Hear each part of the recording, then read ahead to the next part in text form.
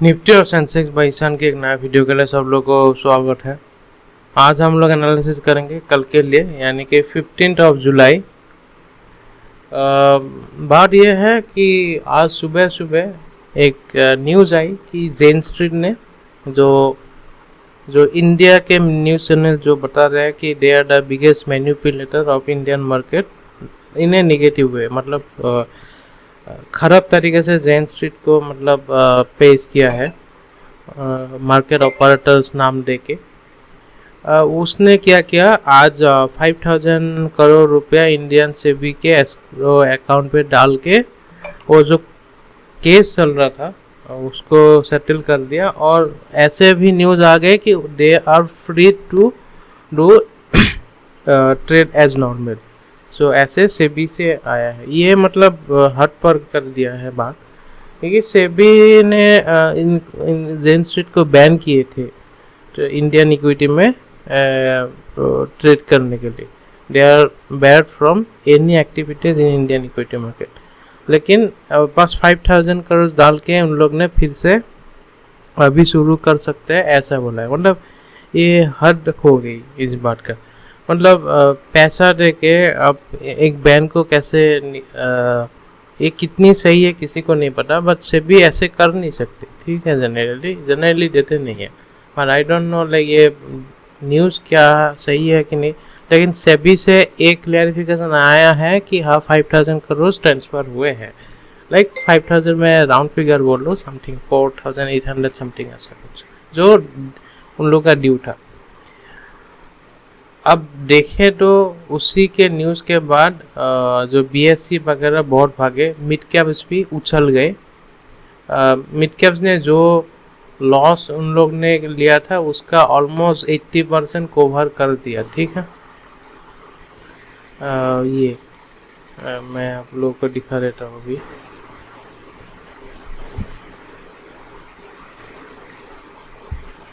पता नहीं क्यों नहीं आ रहे। हाँ ये देखिए, जो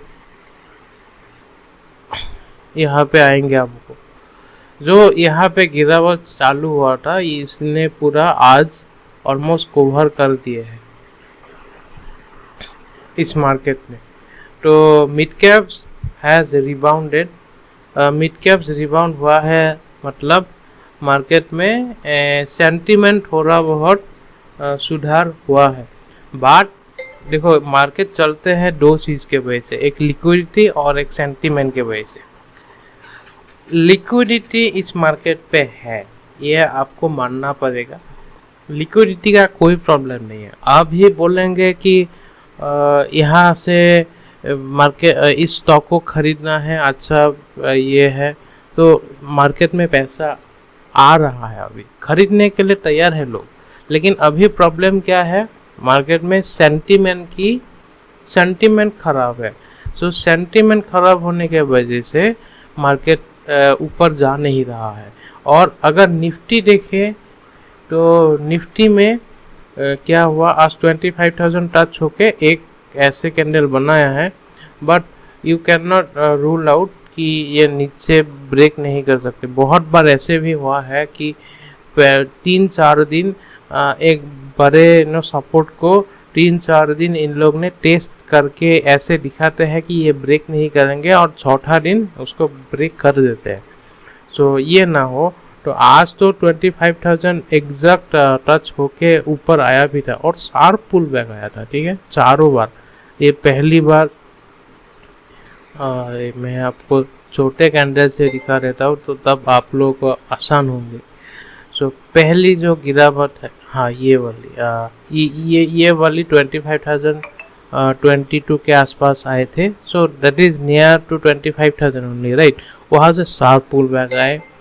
तो उसके बाद क्या हुआ, दूसरी बार ये हुआ, ये कब आया था, 25,000 टच कर दिए थे और उसी से भी शार्प पुल बैक आए। और एक बार नीचे आने के लिए आया था और 25,000 के आसपास ही आया था, वहाँ से भी शार्प पुल बैक आके आखिर में इन लोग ने ये जो आखिरी के जो 10 मिनट में था, 20 मिनट पे था, तो वहाँ पे शॉर्ट कवरिंग हुए थोड़ा बहुत, it's the beginning of short covering के, क्योंकि पहली बार ये नीचे हुआ था, लेकिन बाइंग आए थे इसमें। बाइंग, इसको बाइंग ही बोलना पड़ेगा, बाइंग होना पड़ेगा। और आखिर में जो ये वाला मूवमेंट है ना, दिस इज शॉर्ट कवरिंग था। तो अब क्या है, अब लोगों को कंफ्यूज किया जा रहा है कि ये मतलब क्या हो सके अभी मतलब कोई चांसेस है कि नहीं।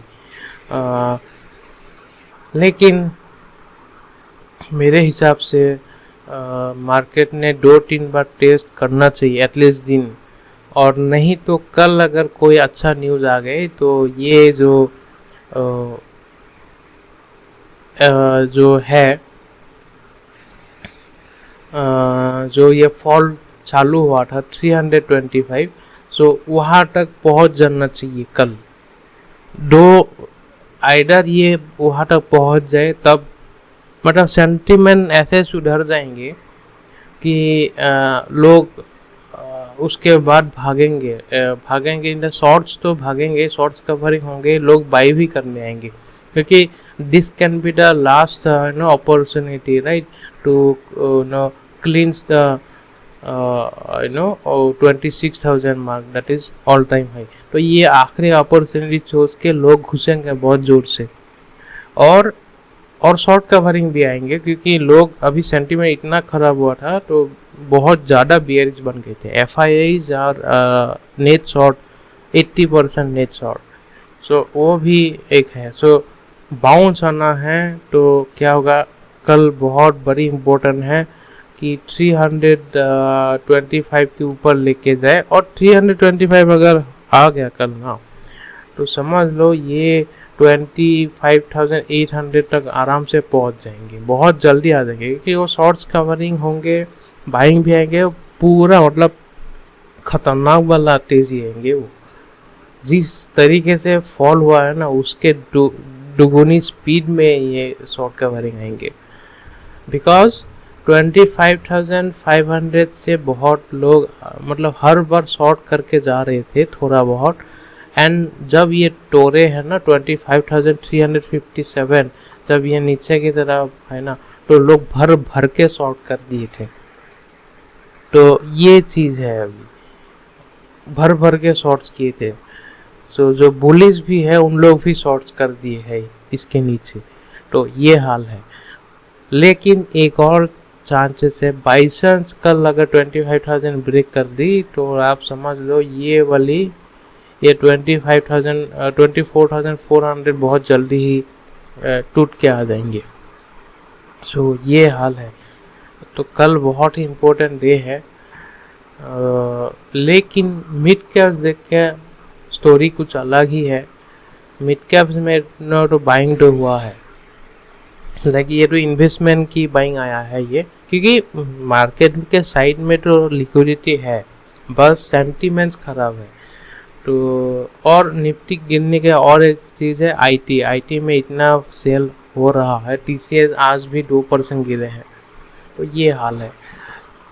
लेकिन मिड कैप्स में तो अच्छा खासा दे दिया। अगर मिड कैप में अगर कल 2% का मूवमेंट आ जाए ऊपर की तरफ, राइट, और निफ्टी भी अगर 325 के ऊपर आ गए, तो समझ लो कि जो आपका जितना भी सेक्टर्स थे वो पूरा सेक्टर्स रिकवर हो जाएंगे सेक्टर वाइज। ऐसे डिफेंस गिरा हुआ था, डिफेंस में जम करके अभी बाइंग आएंगे।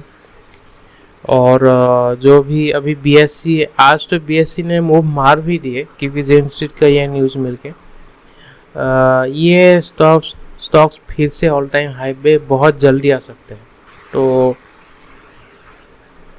अभी इस महल पे क्या हाल है, ट्रेडिंग इंडेक्स में ट्रेडिंग करना बहुत मुश्किल है, ठीक है, क्योंकि एक तो है जो जेन स्ट्रीट, जो इन लोगों ने जो मार्केट से अभी निकल गए हैं ना, इसके वजह से रेवेन्यू बहुत कम हो गया है, ट्रेडिंग वॉल्यूम्स भी बहुत कम हो गया है। तो ऑप्शन में आप कोई पैसा बना नहीं सकते, क्योंकि मार्केट में है ही नहीं। और वीक्स देखो, वीक्स अब ये 12 के नीचे वीक्स में ऑप्शन में पैसा बनेगी भी नहीं, ठीक है। तो ये हाल है अभी। तो ऑप्शन तो भूल जाओ अभी। अब मुझे लग रहा है कि नेक्स्ट 6-7 महीना ना ऑप्शन में पैसा नहीं बनेंगे अब, ऐसा हाल है।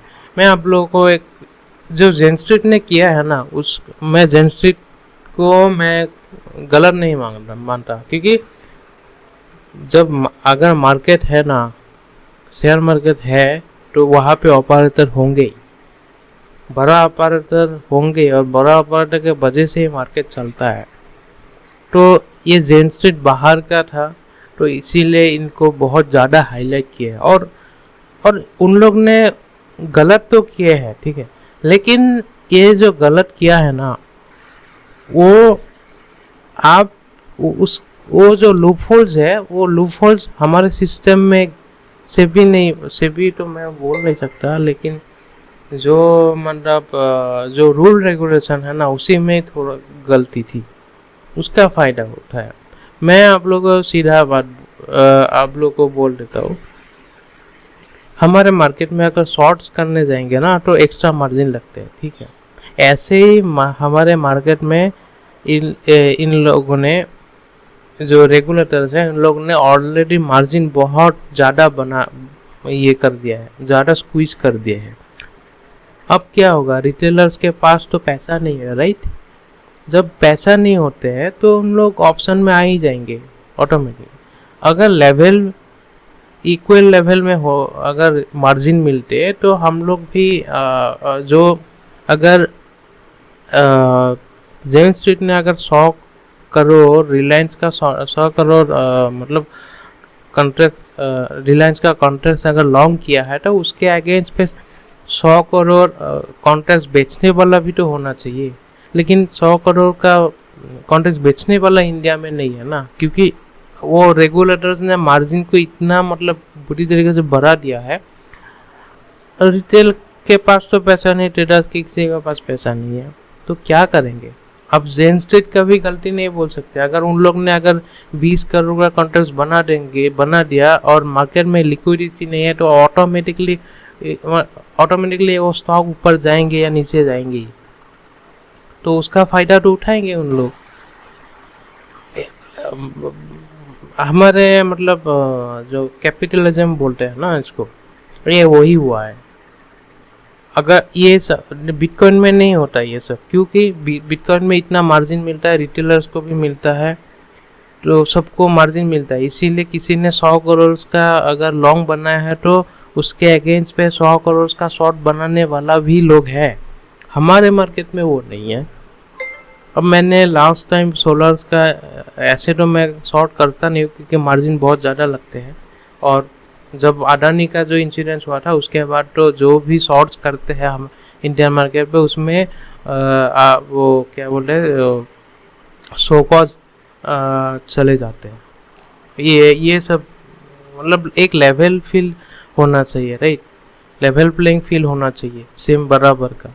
लेकिन अगर ये सब रेगुलेटर अगर ऐसे करेंगे, बोल तो रहा है कि रिटेलर्स के लिए मतलब रिटेलर्स के प्रोटेक्शन के लिए आप लोग कर रहे हो, लेकिन एक बार बोलो, एक बार अगर किसी ने ट्रेडिंग स्टार्ट कर दी, वो कभी भी उससे निकल नहीं सकता। वो एक बार अंदर में घुस गए तो किसी ना किसी तरीके से वो आएंगे ही, अनलेस अनटिल उसका पैसा पूरा जीरो ना हो जाए।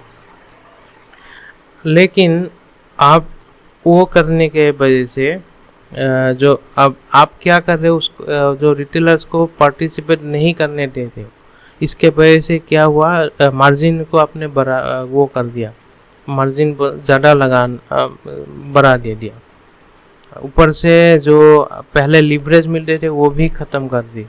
सो अब लिवरेज भी नहीं है, मार्जिन भी बढ़ा देंगे, तो क्या होगा, रिटेलर्स तो छोटा मोटा पोजीशन ही बना पाएंगे, राइट। और जो बड़े लोग बैठा है वो तो पैसा लेके मार्केट को मैनिपुलेट कर ही पाएंगे, राइट। तो ये गलत चीज़ है, राइट। पहले ये सब था नहीं, पहले इसीलिए ये सब जेन स्ट्रीट वगैरह था भी नहीं, लेकिन अब ये सब क्यों हो रहा है। एक तो मुझे समझ में नहीं आते हैं कि इतना बड़ा चढ़ा के बोलते हैं कि हमारे Indian market the biggest derivative market in the world. वो 2022 में या 2023 में ये न्यूज़ बहुत बड़े चले थे। मैं भी बहुत प्राउड फील हुआ था कि हमारे मार्केट मतलब वर्ल्ड का सबसे बड़ा derivative market. I was very एनलाइटेड। तब क्या हुआ उसके बाद जब पता चला कि वो इसलिए हुआ है क्योंकि उसका टर्नओवर वैल्यू सबसे ज़्यादा है। और जब टर्नओवर वैल्यू हम लोग देखते हैं तो जो वो क्यों बढ़ा हुआ है, क्योंकि हर दिन एक एक्सपायरी था और टर्नओवर बढ़ा है बस ओनली बिकॉज ऑफ ऑप्शंस। एक बार बोलो डिराइवेटिव मार्केट में ऑप्शंस का एक्चुअली वैल्यू होता है ज़ीरो। अब ज़ीरो जिस इंस्ट्रूमेंट का वैल्यू ही ज़ीरो है उसमें सबसे ज़्यादा टर्नओवर होंगे तो उसको कभी भी आप बोल ही नहीं सकते कि द बिगेस्ट डिराइवेटिव मार्केट। जिस अंडरलाइन का वैल्यू ही ज़ीरो है उसको लेके आप ऐसे कर रहे हो। तो तब जाके बाद में पता चला कि ये तो एक मतलब कैसा है कि इतना बड़ा चढ़ा के बोलने का कोई ज़रूरत नहीं था मीडिया वाले। हमारे मीडिया तो मैं क्या ही बोलूँ, वो जो इंडियन पाकिस्तान का जो वार हुआ था वहाँ पे भी बहुत कुछ बातें बोला जा रहा था। ये सब इतना मतलब टीआरपी के वजह से इतना बड़ा चढ़ा के बोलना भी नहीं चाहिए। हमारे मार्केट बड़ा हो सकता है टर्नओवर के हिसाब से, but that turnover is only because of options. जो कॉन्ट्रैक्ट वैल्यू होता है ना, निफ्टी का कॉन्ट्रैक्ट वैल्यू या जो स्टॉक्स का जो फ्यूचर्स का, उसमें कोई ज़्यादा टर्नओवर नहीं है। अगर इसीलिए उसमें ज़्यादा टर्नओवर नहीं है क्योंकि रिटेलर्स वहाँ पे पार्टिसिपेट कर नहीं सकते क्योंकि इतना मार्जिन बढ़ा के रखा है ना, एक कॉन्ट्रैक्ट भी खरीद नहीं सकते। और उसी का फ़ायदा ही उठाया है इन जेन स्ट्रीट वालों ने। अब बहुत ज़्यादा ज्ञान हो गई इसमें। देखो लॉन्ग शॉट ऐसा है कि हमारे मार्केट अभी भी एक फ्रेजाइल स्टेट में है। और सेबी वाले को भी पता है कि अगर जेन स्ट्रीट चले जाएंगे तो 3 दिन में ही हमारे मार्केट खल्लास हो गया था।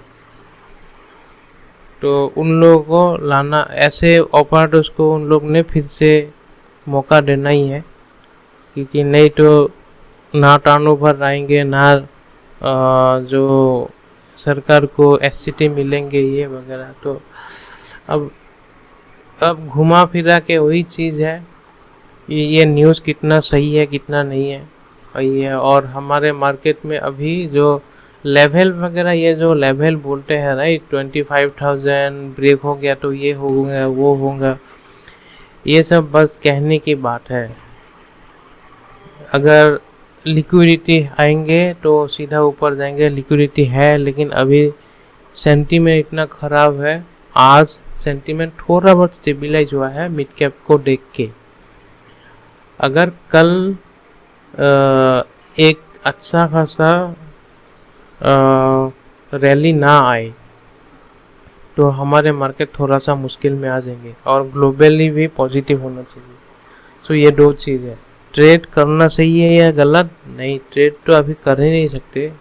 आप सब लोगों को पता चल गया है एक्चुअली रियलिटी क्या है इंडियन मार्केट का।